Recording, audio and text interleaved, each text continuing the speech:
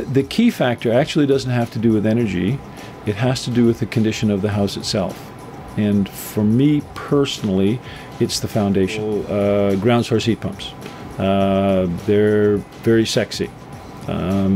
People like the idea of quote-unquote free energy from the ground. But it has more to do with the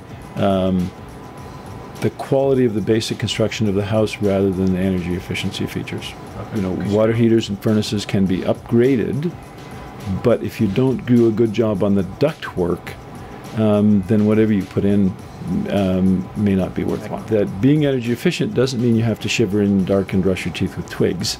It actually means that your life should be more comfortable and you should have less maintenance. The Energy Star, our new house, is rated at an EnerGuide 80. So anything over that is super duper good. Now, there are houses I've seen that are rated as a 20. So this means this is an energy money pit. It's just sucking back energy fiercely.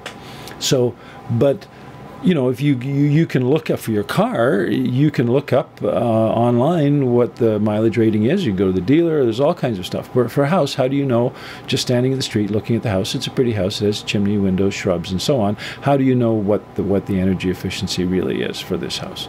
And so the EnerGuide number is the way to determine that. So really, what we were doing with the energy model is saying, okay, this is the house the way it is. This is Chris has told us. He's done the test, the air tightness test, and he said, and checked the insulation in the windows and the furnace and the water heater and all that stuff. And he said, okay, this is the way the house is. So we say, okay, that's our starting point, and let's see what we can do to make a hot rod out of this puppy. Okay, let's check what happens if we improve the windows. Check what happens if we improve the water heater. Maybe we can add some hot rodding item like drain water heat recovery. What happens if we improve the insulation? And where do we improve the insulation? How much? And we check, you know, we can do it using the HOT 2000 computer model, which is the Natural Resources Canada standard model for Canadian homes, and the same one that EnerGuide is using. We use that same model and see, you know, what's our performance rating, what we can do.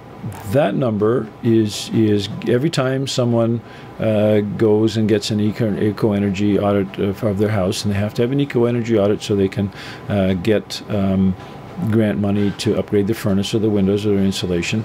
They get advice from an independent person on what's the best thing to do. Maybe in this house they're better to improve the furnace, maybe they're better to improve the windows, maybe both, maybe they're attic insulation, maybe they shouldn't be bothering about the windows. It's not worthwhile. But they get a baseline number for the house, and then after they do their improvements, the auditor comes back and gives them a new number which reflects their improvements.